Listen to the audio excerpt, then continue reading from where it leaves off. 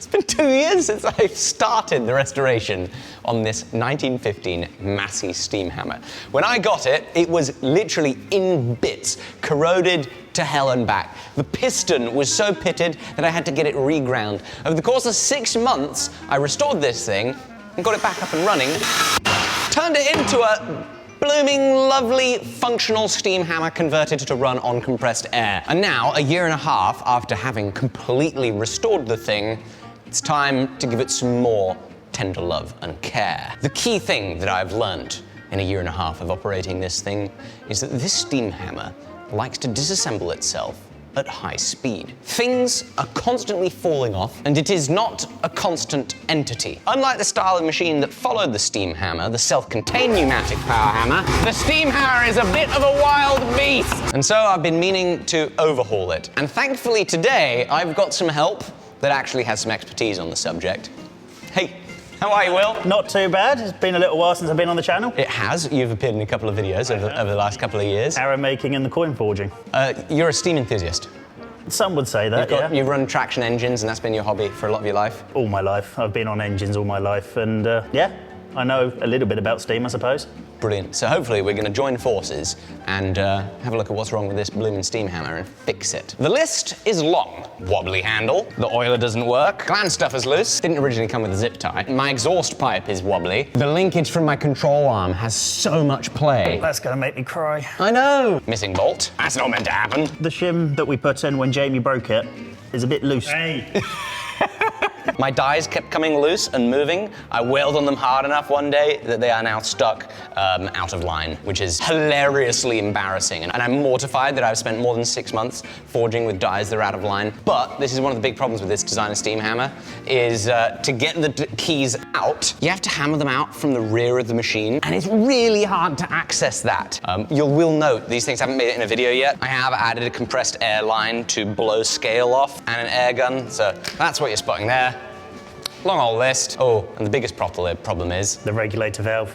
Yes. It needs to be lapped in, which you didn't do. No, the regulator valve is a serious issue. The valve at the back of the machine that this controls, where all the pressure comes from the compressor. This valve then controls how much air we let into our control valve here, which determines whether the air goes into the top or the bottom of the actual kind of hammer cylinder. And this thing is not ideal. So much air is being exhausted when this is in the neutral position. Why is there this much air being exhausted? So it all needs to come apart. It actually doesn't look that bad, does it? That's only like 8 things. We'll be done by lunchtime. Right, step 1, the wobbly handle. Another problem I forgot, that's actually one of the more serious ones of the entire set of arrangements. This whole frame is held onto the base with 1, 2, 3, 4 bolts, and that one is stripped. I don't like that word. No, it's not good. I don't like that word. Well, some people like that word, but in this context, it's very bad, especially because that bolt is fixed in, and I could never get it out when I had the whole thing disassembled. And the whole machine flexes about that stripped nut. That might be the crux. I'm leaving. Yeah, that's going to be an interesting job. It's worse than you could possibly imagine. Anyway. Not even put that on the list, because it's not going to get done. Let's have a look at the wobbly handle. Step 1, let's go the real step 1. That works. So we're going to shim this assembly up so it's a bit tighter. Then we're going to run one of these tapered reamers through it, make a new tapered pin. Yep. Oh, that who? What's I wrong? guess you didn't do that. Do what? Well, that.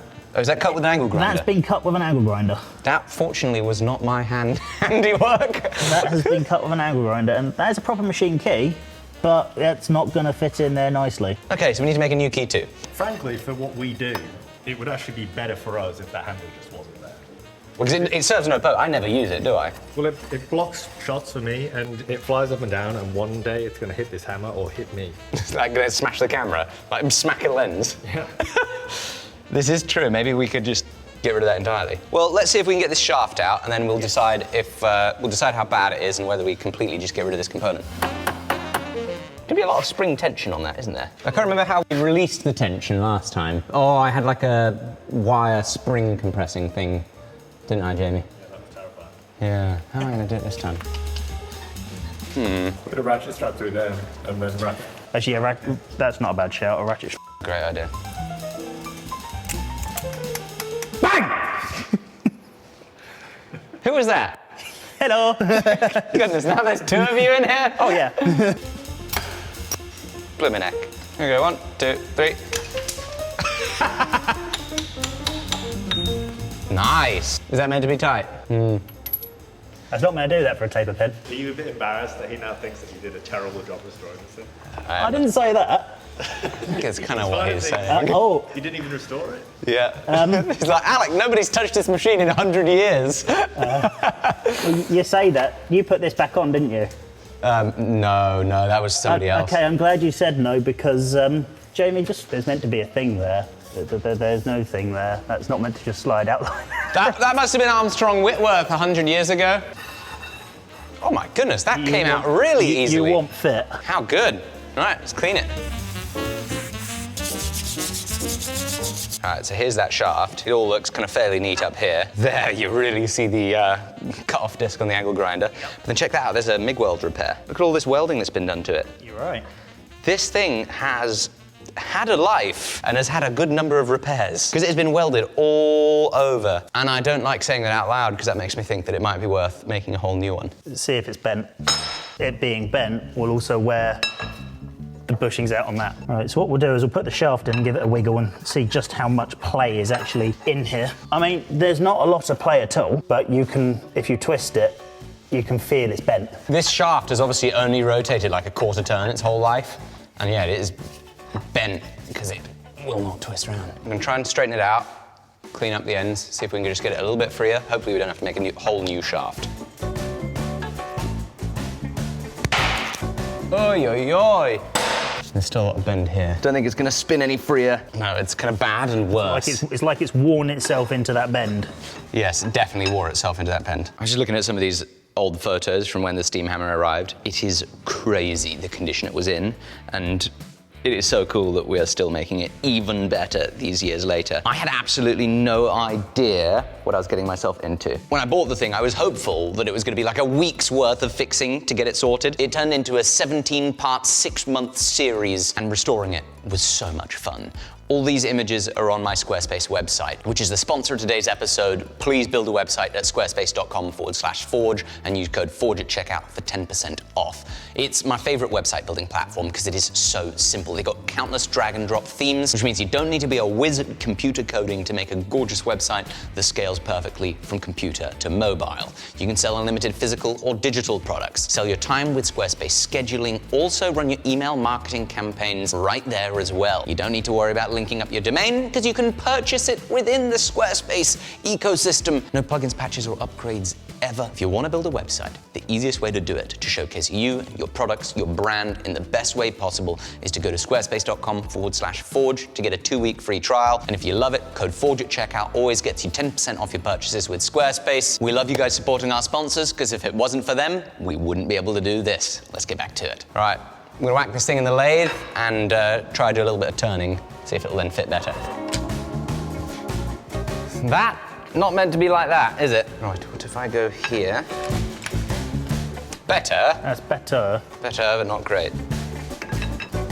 It's better though. It's better than the other Yeah, side. still not good though. This thing is wobbling all over the place. Everything is bent and twisted. Once I've got it straight, all these surfaces would need to be welded over and then returned. And I think potentially there would be so much work fixing just this bar that it would take longer than making a whole new one. So I'm going to make a whole new one. Now, while I'm doing that, what have you been working on? I've taken the lubricator apart and had a look why it's not really pumping.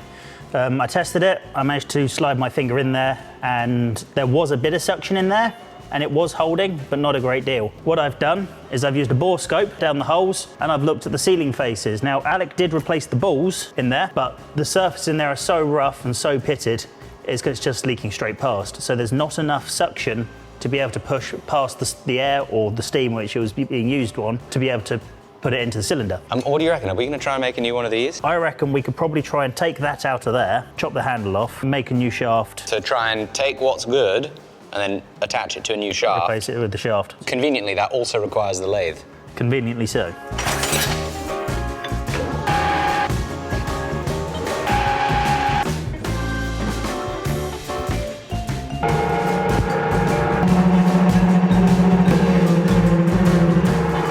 Yeah, real good with surface finish.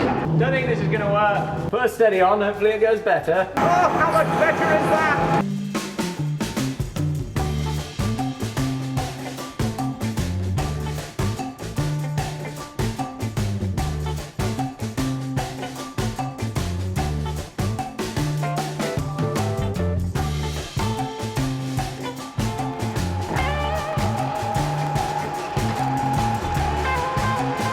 All right, this can come out now. Thrilled with this lathe steady. Ta-da! There's our new shaft.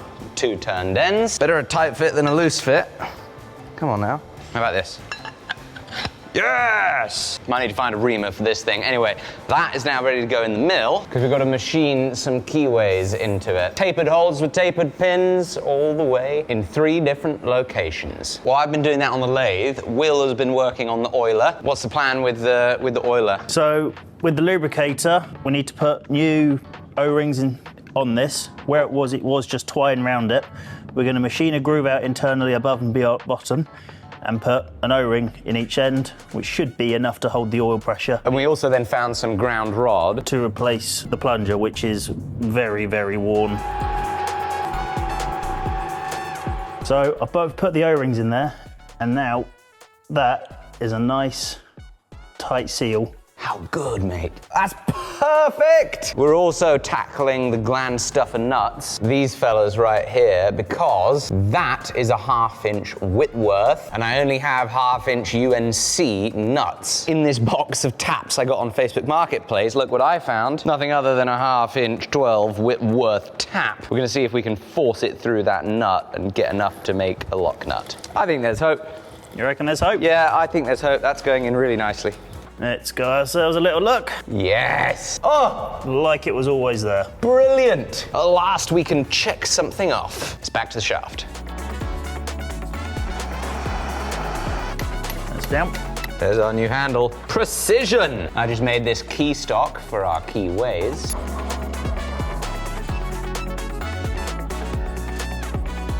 Ta-da! There is the shaft. Holes, keyways, these ones 15 degrees off. I even machined up some little keys. How good is that? Now I'm going to get these end pieces all sitting up here on the keys, same as that. And then I'm going to take this tapered reamer and we are going to tapered ream the holes so that I can make a tapered pin so that everything can be wedged together. Meanwhile, So I'm still working on the lubricator. This is the bottom section of the ram. Oil is meant to be able to go up through those holes.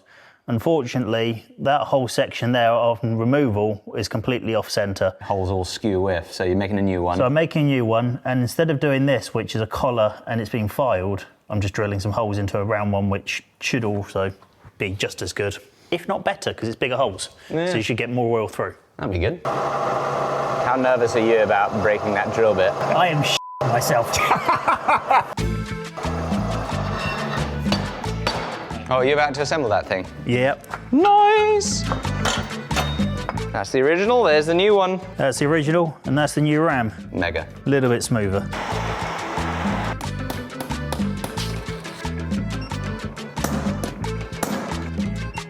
It's never coming off, that's for sure. There we go. I think it's got to go in the lathe now. We need to work on our heat shrink tolerances. Success? Oh! Bloody lovely. Very nice. Hey, doesn't that just sound so good? It's more the feel of it. How good does that now feel compared to how it did? Let's get some oil.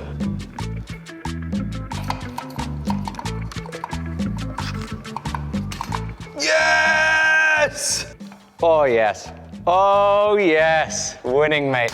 Thank you. Look at that. You know what that means? Almost. I'm like, almost. We just got to bolt it on and actually check that it works. Is it flowing? Oh, Are you serious? Is that flowing? Oh my goodness. What a success, Will. Thank you. We can actually now oil this rear valve. This rear valve has been unlubricated the entire time that I've been running it. Right, it's official. It's done. I fixed it. Yes! I can't believe it. Yes. You have no very idea happy. how much I was thinking, I've just spent a day and nearly 2 days on this. Please let it work, please let it work. Well, it works. Well done. Thank you. No worries.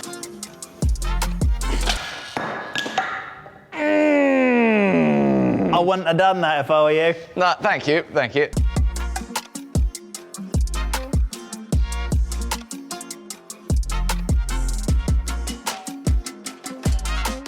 All right, you decided to tempt the devil and get the rear valve out. I decided to go for it, and I found something quite interesting. You can see where the wear marks, where it's been rubbing on the surface and where it hasn't been wearing it up. So you can see the high points. Oh, that is cool. So you can see point there. That's been rubbing there. And then all along the back face here. Whoa, oh my gosh, yeah, it's been eaten up there as well. Yeah, so that's either a high spot in the hammer or that was high spots on here. But I remember you bored the hammer out, and this is a freshly machined bit, so I'm gonna have to do a bit more investigating. But I have to say, that is a hilariously poor amount of contact for a valve. Yes. It should be contacting all over. All over it. And Yeah, you can see what also happens. the valve is very sticky, which isn't ideal. If we put a bit of spring steel or a little spring in there, they'll hold that against the face until the steam pressure or air pressure goes onto it to create that pressure. I think you're a lot more optimistic than I am. I think there'd be a hell of a spring to hold that in place. Well, it only needs to be a little light spring. And the trouble, yeah, you think? Yeah. Oh, you know what we could do? Oh my goodness, I've got the idea. It's not a little tiny leaf spring, no. Take one of these, cut that down, bore a hole in the shaft. That might not be a bad idea. I mean, that's quite a tight spring. I'd say that's probably a bit too tight. I'm just thinking if we go back to this box from earlier, the spring that was on the ball, which is a lot looser than that, a lot softer. We drill a hole that sits inside that shaft so that the spring then pushes this that way. So you can see in there where that valve has been rubbing. Very clearly. I can't really see very much on the camera, but is there a lot that's shiny? It's slightly to the left and behind and below the valve input. The thing is, once we put that spring in, we can then lap it in thanks to the pressure of the spring. Yes, we can. And hopefully, by the time that you fix the rest of the machine, I fix my small part that I'm working. The bit that we thought that wouldn't take us long. Yeah. I still haven't checked anything off the board. In order to get our springs installed on the valve, we need to get all of this off the shaft. And it's all quite firmly attached. A little bit of brute force is required, eh? Disassembling things is kind of one of my favorite things. That thing has got to be hot as can be. Wait, that thing is stuck. Yes! Heat is always the answer.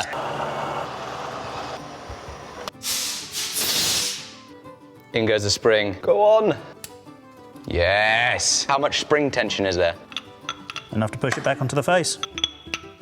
Super cool. And hopefully it won't leak air anymore. Hey. Or as much. How bloomin' good. Thank you again, Will. That's all right. That should work quite well. I've just got to lap that into a place and hopefully there'll be a lot less air going through then. So it won't be as loud, hopefully, when you're not doing much And work. so when we say lapping it into place, what we mean is we're going to install this back into that hole, but we're going to put some of this thin valve grinding compound in it to hopefully wear away the internal face in there to line up perfectly with the bronze. So the idea with this is it wears a slot which it basically sits into, which is lovely and flush, so there should be no leak through for steam or air. It's a shame that the valve grinding compound is going to be eroding the really nicely ground cylinder that I bored 2 years ago and not grinding away the actual, sacrificial component. It's going to grind it away, but it's actually going to make it smoother. But it won't grind away the soft thing, will it? It'll grind away the hard thing because it'll embed into the soft and then it'll grind the hard. It'll grind both at the same time. You reckon? And it will sort of make itself comfortable, basically. So that's how it's meant to work, is you just lap the two together to get a lovely smooth finish. Cool. All right, so back together with the assembly then, with a little bit of that in there. With a little bit of this in there. And while he gets to start on that, I'm going to be making the tapered pins that go into the holes on my shaft. Oh, like a glove.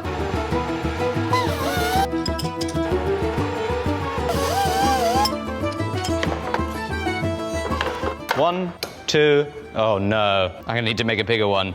3. I'm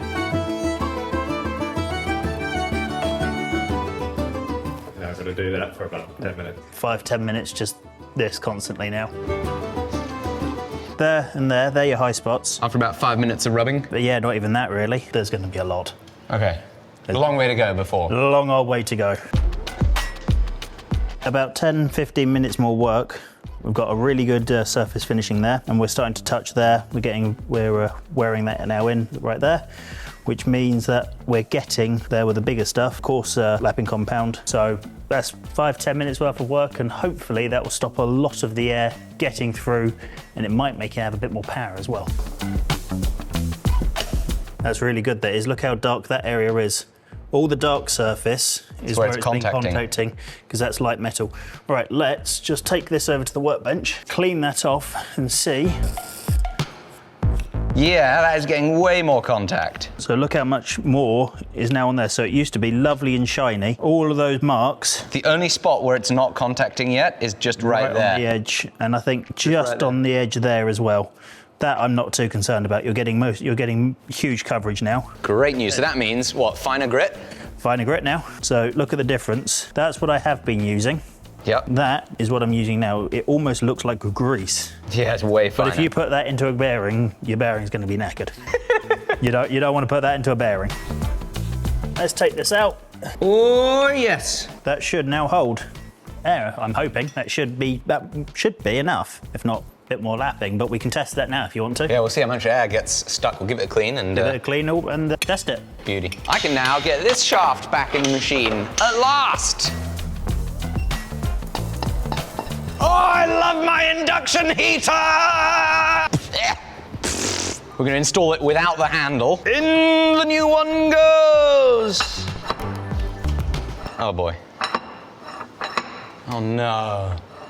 That ain't good. I think the whole frame is twisted. This upper frame is in 2 halves, and it runs on these rails on the base of the hammer. And the only thing that holds that frame together is this bolt here, and then these bolts up here. And I think when we had this top frame detached and then placed it back on, we didn't quite line it up, or the stripped nut on this side has meant that this frame has shifted. I need to shift it to the right spot. That's loose, so I don't need to worry about loosening that. I just have to worry about loosening that, and then trying to smash the frame forwards. Oh, that should have been tighter. Nope. Nothing? Nope. Nothing. Oh, gosh. What about trying to push that side that way? That also should have been much tighter. I'm gonna give this a push, try and shunt this back. That do it? Nothing. I mean, I felt a lot of movement on my side. Literally nothing on the bar. We might have to crack these. Give the bar a wiggle. No, I mean that bar a wiggle. Oh. Oh, it works! That nearly hit me in the face. Look at that! Oh! Sorry, mate, I almost bloody took your teeth out. Imagine you'd be driving home with a 1-inch diameter circle missing in your teeth. You're like Tom and Jerry. Yeah. You just see my teeth fall out one at a time. All right, now it's stuck. It's now like gone too much. Now she spins. What kind of spins? Works when it's not in the right orientation. In the right orientation, it's not very good. Oh, I know what we got to do. We got to crack these bolts. Oh yeah. No, not getting any movement there. Blooming heck. Nope. Locked. So are you saying that the old bar was a little bit tight, and then you've made like a new bar from scratch, and then that's also a little bit tight? That's exactly what we've been saying this whole time. So what have you done? I got to put up with this. Hey, the stuff I've worked on has worked. Both of you. Right, much like when you open a can of worms, as the saying goes, the worms have come out. I thought this was going to be like a quick 1-2 day little thing, bish bash bosh, fix some things. Nope. When steam is generally involved, you find one thing, you find 100 things. If you've got steam in the name, multiply by 5. Folks, build yourself a website at squarespace.com/forge. We appreciate them sponsoring us. You could equally head to my website. Bless you, Jamie. Support my tool buying and restoring addiction with one of these t-shirts. Appreciate you so much. Will, thank you so much for your help. No worry, Alec. We're going to keep cracking on and... we're going to get it done. Yep. There's going to be a part 2 of refixing my steam hammer.